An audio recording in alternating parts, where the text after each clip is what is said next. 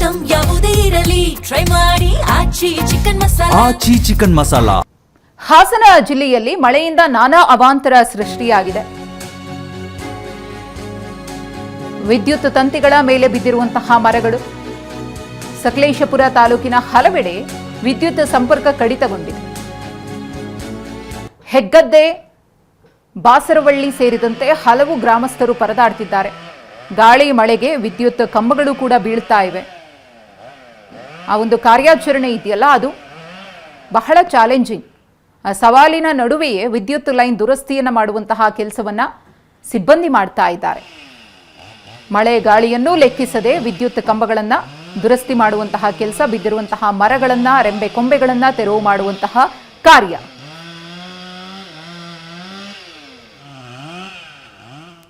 ಮಳೆನೇ ಬರುವುದು. ಇಲ್ಲಿ ಹೊರಗಡೆ ಹೊರಡಲಿಕ್ಕೂ ಆಗೋದಿಲ್ಲ.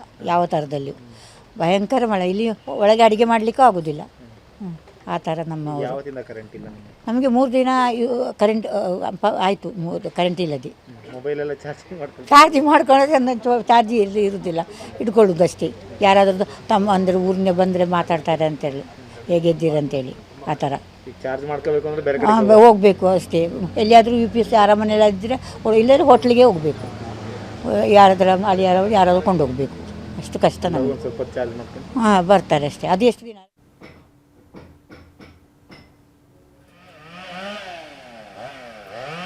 ನಮ್ಮ ಪ್ರತಿನಿಧಿ ಮಂಜುನಾಥ್ ಈ ಕುರಿತು ಪ್ರತ್ಯಕ್ಷ ವರದಿ ನೀಡಿದ್ದಾರೆ, ನೋಡೋಣ.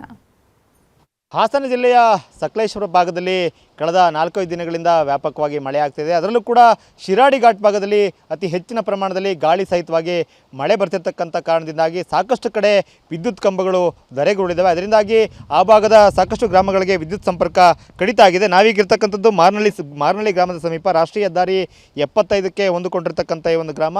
ಈ ಒಂದು ಪ್ರದೇಶದಲ್ಲೂ ಕೂಡ ವಿದ್ಯುತ್ ಲೈನ್ ಮೇಲೆ ಮರ ಬಿದ್ದಿದೆ. ಸೊ ಅದರಿಂದಾಗಿ ಈಗ ತಕ್ಷಣಕ್ಕೆ ಇಲ್ಲಿನ ಸಿಬ್ಬಂದಿ ಸ್ಥಳಕ್ಕೆ ಬಂದು ಅದನ್ನು ತೆರವುಗೊಳಿಸ್ತಕ್ಕಂಥ ಕಾರ್ಯವನ್ನು ಕೂಡ ಮಾಡಿದ್ದಾರೆ. ಆದರೆ ಕಳೆದ 3-4 ದಿನಗಳಿಂದ ಈ ಶಿರಾಡಿ ಘಾಟ್ನ ಸುತ್ತಮುತ್ತ ದೊಡ್ಡ ಪ್ರಮಾಣದಲ್ಲಿ ಮಳೆ ಆಗ್ತಿದೆ. ಕಳೆದ 24 ಗಂಟೆಗಳಲ್ಲಿ ಸುಮಾರು 90 ಮಿಲಿಮೀಟರಷ್ಟು ಮಳೆ ಬಂದಿದೆ. ಅದರ ಹಿಂದಿನ ದಿನ ಕೂಡ ಸುಮಾರು 80 ಮಿಲಿಮೀಟರಷ್ಟು ಮಳೆ ಬಂದಿತ್ತು.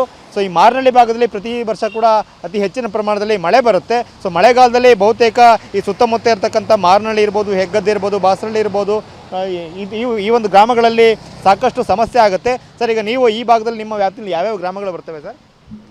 ಶಿರದಳ್ಳಿ, ಬಾಸರಳ್ಳಿ, ಹೆಗ್ಗದ್ದೆ, ಮಾರನಹಳ್ಳಿ, ಅಲ್ಲಿ ಎತ್ತಿನಹಳ್ಳ ಮತ್ತು ಈ ಕಡೆ ಸಂತೋರಿ, ಬ್ರಹ್ಮಕುಪ್ಪ.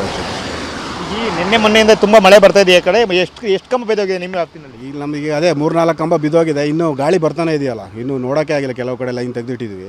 ಏನೋ ಇದು ನೋಡ್ಬಿಟ್ಟು ನೋಡ್ಬೇಕು. ಅಂಬದು ರಿಪೋರ್ಟ್ ಫೋಟೋ ಕಳಿಸ್ಬೇಕು. ರೀಸ್ಟೋರೇಷನ್ ಮಾಡೋಕ್ಕೆ ನಿಮಗೂ ಕೂಡ ಮಳೆಯಲ್ಲಿ ತುಂಬ ಕಷ್ಟ ಆಗುತ್ತಲ್ವ ಸರ್? ಇಲ್ಲೆಲ್ಲ ಓಡಾಡ್ಕೊಂಡು ಕೆಲಸ ಮಾಡಿ ಆಗ್ತಾಯಿಲ್ಲ. ಇಲ್ಲಿ ಓಡಾಡಬೇಕಲ್ಲ. ಮತ್ತು ನಾವು ಒಂದು ಕಡೆಯಿಂದ ರೆಡಿ ಮಾಡ್ಕೊಂಡು ಬರ್ತಿದ್ದಂಗೆ ಮತ್ತೆ ಹಿಂದಗಡೆ ಗಾಳಿ ಬಂದಾಗ ಮತ್ತೆ ಬೀಳ್ತಾ ಇದೆ. ಮುಂದೆ ಕರೆಂಟೇ ಕೊಡೋಕ್ಕಾಗ್ತಿಲ್ಲ. ಏನು ಚೆನ್ನಾಗಿದೆ ಅದು ಫಸ್ಟ್. ಈಗ ನಾವು ಚೆನ್ನಾಗಿರೋ ಲೈನಿಗೆ ಕರೆಂಟ್ ಕೊಡ್ತಿದ್ದೀವಿ. ಮತ್ತು ಇನ್ನೊಂದು ಸರಿ ಕಟ್ಟಾಗಿರೋ ಒಳ್ಳೆ ಒಂದು ಕಡೆ ರೆಡಿ ಮಾಡಿಕೊಂಡು ಮತ್ತು ಒಂದು ಕಡೆಯಿಂದ ಮಾಡ್ಕೊಂಡು ರೆಡಿ ಮಾಡಬೇಕು. ಈಗಲೂ ಕೂಡ ಮಳೆ ಬರ್ತಾನೆ ಇದೆ. ಈಗ ಮಳೆ ಮತ್ತು ಗಾಳಿ ವಿಪರೀತ ಇದೆ. ಗಾಳಿ ಅದು ರೌಂಡ್ ತಿರುಗಿ ಬರ್ತಾರ ಗಾಳಿಗಳಲ್ವಾ, ಹಂಗಾಗಿ ಗೊತ್ತಾಗ್ತಿಲ್ಲ. ಈಗ ಒಂದ್ಸರಿ ಈಗ ಒಂದು ಮರಗಳು ಈಚೆ ಬಗ್ತಿರೋ, ಆಚೆಯಿಂದ ಬಂದು ಈಚೆ ಬೀಳ್ತಾರೆ ಮಳೆ, ಗೊತ್ತಾಗ್ತಿಲ್ಲ ಗಾಳೀಲಿ. ಈಗ ಇದು ನೋಡಿ, ಈಚೆಯಿಂದ ಬಿದ್ದರೆ ಆಚೆ ಹೋಗ್ತಿತ್ತು ಮರ, ಮತ್ತು ಈ ಕೆಳಗಡೆ ಬಿದ್ದಿದೆ ಈ ಕಡೆ. ಮಳೆಗಾಲದಲ್ಲಿ ಈ ಒಂದು ವಿದ್ಯುತ್ ಕಂಬಗಳ ದುರಸ್ತಿ ಮಾಡ್ತಕ್ಕಂಥ ಸಿಬ್ಬಂದಿಗಳು ಕೂಡ ದೊಡ್ಡ ಸಮಸ್ಯೆ. ನಾವು ನೋಡ್ಬೋದು, ಒಂದಷ್ಟು ಅರಣ್ಯ ಇಲಾಖೆ, PWD ಇಲಾಖೆ ಎಚ್ಚೆತ್ತುಕೊಂಡ್ರೆ ಒಂದಷ್ಟು ಅನಾಹುತಗಳನ್ನು ತಡಿಬೋದು. ಈಗ ನಾವು ಈ ಒಂದು ರಾಷ್ಟ್ರೀಯ ಹೆದ್ದಾರಿಗೆ ಆ ಬದಿಯಲ್ಲಿರ್ತಕ್ಕಂಥ ಮರ ಕಂಪ್ಲೀಟಾಗಿ ರಸ್ತೆಗೆ ಬಾಗಿದೆ. ಅದನ್ನು ಕೊಂಬೆಗಳನ್ನ ತೆರವು ಮಾಡಿದ್ರೆ ಮುಂದೆ ಭವಿಷ್ಯದಲ್ಲಿ ಈ ಒಂದು ಕೊಂಬೆಗಳು ಮರಕ್ಕೆ, ರಸ್ತೆಗೇನು ಬೀಳ್ತಕ್ಕಂಥ ಅನಾಹುತವನ್ನು ತಡಿತಕ್ಕಂಥ ಪ್ರಯತ್ನವನ್ನು ಮಾಡ್ಬೋದು. ಅದೇ ಆ ಕೆಲಸವನ್ನು ಮಾಡೋದಿಲ್ಲ. ಯಾವಾಗ ಮರ ರಸ್ತೆಗೆ ಉರುಳು ಬೀಳುತ್ತೆ ಅಥವಾ ಅದು ಕೊಂಬೆ ಮುರಿದು ಬೀಳುತ್ತೆ, ಆವಾಗಷ್ಟೇ ಅದನ್ನು ತೆರವು ಮಾಡಲಿಕ್ಕೆ PWD ಇಲಾಖೆ ಮುಂದಾಗುತ್ತೆ. ಆದರೆ ಮುನ್ನೆಚ್ಚರಿಕೆ ಕ್ರಮವಾಗಿ ಅದನ್ನೆಲ್ಲ ಮಾಡ್ಬೋದು. ಆ ಕೆಲಸಗಳನ್ನು ಮಾಡೋದಿಲ್ಲ. ನಾವು ಕ್ಯಾಮ್ರಾಮನ್ ಮಹೇಶ್ ಜೊತೆ ಮಂಜುನಾಥ್, KB, TV9 ಹಾಸನ. ಇನ್ನು ಚಾರ್ಮಡಿ ಘಾಟಿಯಲ್ಲಿ ಜಲಪಾತಗಳ ಭೋರ್ಗರೆತ ಬೆಟ್ಟದಿಂದ ಹಾಲ್ನೊರೆಯಂತೆ ನೀರು ಧುಮ್ಮಿಕ್ತಾ ಇದೆ. ಕೃತಕ ಜಲಪಾತಗಳೇ ಸೃಷ್ಟಿಯಾಗಿದೆ. ಅದನ್ನು ಪ್ರವಾಸಿಗರು ಕೂಡ ಕಣ್ತುಂಬಿಕೊಳ್ತಾ ಇದ್ದಾರೆ. ಮಂಜಿನ ಹೊದಿಕೆ ಫಾಲ್ಸ್ ನೀರಿನಲ್ಲಿ ಪ್ರವಾಸಿಗರು ಎಂಜಾಯ್ ಮಾಡ್ತಿದ್ದಾರೆ, ಫೋಟೋಗಳನ್ನು ಕ್ಲಿಕ್ಕಿಸ್ಕೊಳ್ತಿದ್ದಾರೆ. ಹಾಗೆಯೇ ಈ ಅದ್ಭುತ ದೃಶ್ಯಗಳನ್ನು ತಮ್ಮ ಮೊಬೈಲ್ನಲ್ಲಿ ಸೆರೆ ಹಿಡಿತಿದ್ದಾರೆ. ದಕ್ಷಿಣ ಕನ್ನಡ ಚಿಕ್ಕಮಗಳೂರು ಸಂಪರ್ಕಿಸುವಂತಹ ಘಾಟಿ ರಸ್ತೆ ಪಕ್ಕ ವಾಹನಗಳನ್ನು ನಿಲ್ಲಿಸಿ ಫೋಟೋಗಳನ್ನು ಪ್ರವಾಸಿಗರು ತೆಗೆದುಕೊಳ್ತಿದ್ದಾರೆ. ಆದರೆ ಅಲ್ಲಿ ಫೋಟೋ ತೆಗಿಬೇಡಿ, ವಾಹನಗಳನ್ನು ನಿಲ್ಲಿಸಬೇಡಿ ಅಂತ ಹೇಳಿ ಸೂಚನಾ ಫಲಕಗಳನ್ನು ಅಳವಡಿಸಲಾಗಿದೆ. ಅದರ ಹೊರತಾಗಿಯೂ ಕೂಡ ಪ್ರವಾಸಿಗರು ಈ ರೀತಿಯಾಗಿ ಫೋಟೋಗಳಿಗೆ ಪೋಸ್ ಕೊಡ್ತಿದ್ದಾರೆ. ಗಮನಿಸ್ತಾ ಇದ್ದೀರಿ, ಕೃತಕವಾಗಿ ಸೃಷ್ಟಿಯಾಗಿರುವಂತಹ ಜಲಪಾತ ಇದು.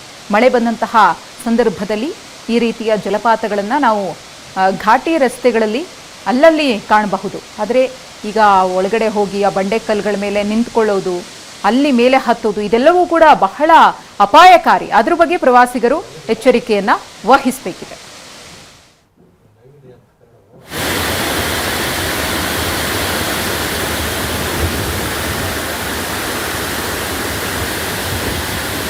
ಸಿರಿಮನೆ ಫಾಲ್ಸ್ ಚಿಕ್ಕಮಗಳೂರಿನ ಶೃಂಗೇರಿ ತಾಲೂಕಿನ ಸಿರಿಮನೆ ಜಲಪಾತ. 100 ಅಡಿ ಎತ್ತರದಿಂದ ಜಲಪಾತ ಧುಮ್ಮಿಕ್ತಾ ಇರುವಂತಹ ದೃಶ್ಯಗಳನ್ನು ಕೂಡ ಗಮನಿಸ್ತಾ ಇದ್ದೀರಿ. ಯಾವ ರೀತಿಯಾಗಿ ಜಲಪಾತ ಹಾಲ್ನೊರೆಯಂತೆ ಧುಮ್ಮಿಕ್ತಾ ಇದೆ ಅಂತ ಹೇಳಿ ಈ ಸೊಬಗನ್ನು ಕಣ್ತುಂಬಿಕೊಳ್ಳೋದಕ್ಕೆ ಪ್ರವಾಸಿಗರು ಕೂಡ ಬರ್ತಿದ್ದಾರೆ. ಆದರೆ ಕೆಲವೊಂದು ಜಲಪಾತಗಳಿಗೆ ಪ್ರವಾಸಿಗರಿಗೆ ನಿರ್ಬಂಧವನ್ನು ವಿಧಿಸಲಾಗಿದೆ. ಮುಂಜಾಗ್ರತಾ ಕ್ರಮವಾಗಿ ಒಂದಷ್ಟು ಪ್ರದೇಶಗಳಿಗೆ ಅವಕಾಶ ಇದ್ದರೂ ಕೂಡ ಒಂದಷ್ಟು ರೆಸ್ಟ್ರಿಕ್ಷನ್ಸ್ ಇರುತ್ತೆ. ಅದೆಲ್ಲವನ್ನ ಕೂಡ ಫಾಲೋ ಮಾಡಿ ಪ್ರವಾಸಿಗರು ಈ ಒಂದು ಪ್ರಕೃತಿ ವೈಭವವನ್ನು ಕಣ್ತುಂಬಿಕೊಳ್ಳೋದಕ್ಕೆ ಅವಕಾಶವನ್ನು ಮಾಡಿಕೊಡಲಾಗಿದೆ. ಮಳೆಗಾಲ ಆಗಿರೋದ್ರಿಂದ ನಾವು ಎಷ್ಟು ಎಚ್ಚರಿಕೆಯನ್ನು ವಹಿಸ್ತೇವೋ ಅಷ್ಟು ಕೂಡ ಒಳ್ಳೆಯದು. ಪ್ರತಿ ಹೆಜ್ಜೆಯೂ ಕೂಡ ತುಂಬಾನೇ ಇಂಪಾರ್ಟೆಂಟ್ ಆಗುತ್ತೆ. ಇದು ಮುಂಗಾರು ಮಳೆ ಅಬ್ಬರಕ್ಕೆ ಮಲೆನಾಡಿನಲ್ಲೂ ಕೂಡ ಸ್ವರ್ಗವೇ ಸೃಷ್ಟಿಯಾಗಿದೆ. ಬಂಡಾಜೆ ಜಲಪಾತವನ್ನು ನೋಡ್ತಾ ಇದ್ದೀರಿ. ಮೂಡಿಗೆರೆ ಬೆಳ್ತಂಗಡಿ ಗಡಿಯಲ್ಲಿರುವಂತಹ ಬಂಡಾಜೆ ಫಾಲ್ಸ್, ಆ ಫಾಲ್ಸ್ ಕೂಡ ಧುಮ್ಮಿಕ್ಕಿ ಹರಿತಾ ಇದೆ. ಅಲ್ಲೂ ಕೂಡ ಒಂದಷ್ಟು ಮಂದಿ ಪ್ರವಾಸಿಗರನ್ನು ಕಾಣಬಹುದು. ಆದರೆ ತುಂಬ ಹತ್ತಿರದಿಂದ ನೋಡಬೇಕು ಅಂತ ಹೇಳಿ ಯಾರು ಆ ಸುಳಿಗೆ ಹೋಗ್ತಾರೋ ಅಥವಾ ಎಡ್ಜಿಗೆ ಹೋಗ್ತಾರೋ ಅವರಿಗೆ ಅಪಾಯ ಅಂತೂ ಕಟ್ಟಿಟ್ಟ ಬುತ್ತಿ. ದೂರದಿಂದಲೇ ನೋಡಿ ಆ ಪ್ರಕೃತಿಯ ಸೊಬಗನ್ನು ಆನಂದಿಸಬೇಕು, ಆಸ್ವಾದಿಸಬೇಕೇ ವಿನಃ ಅಪಾಯವನ್ನು ಮೈ ಮೇಲೆ ಎಳ್ಕೊಳ್ಬಾರ್ದು. ಇದು ಪ್ರವಾಸಿಗರಿಗೆ ಕೊಡ್ತಾ ಇರುವಂತಹ ಎಚ್ಚರಿಕೆ ಅಥವಾ ಮನವಿ. ಈಗಾಗಲೇ ಒಂದಷ್ಟು ಅನಾಹುತಗಳಾಗಿದ್ದನ್ನು ಕೂಡ ನಾವು ಗಮನಿಸಿದ್ದೀವಿ. ಸೆಲ್ಫಿ ಕ್ರೇಜ್ಗೋ ಅಥವಾ ರೀಲ್ಸ್ ಹುಚ್ಚಿಗೋ ಹೋಗಿ ಅಪಾಯಕ್ಕೆ ಸಿಲುಕೊಂಡಿದ್ದಾರೆ, ಪ್ರಾಣಕ್ಕೆ ಕುತ್ತು ತಂದುಕೊಂಡಿದ್ದಾರೆ. ಅಂತಹ ಘಟನೆಗಳು ಆಗಬಾರದು ಅನ್ನೋದು ಕಳಕಳಿ.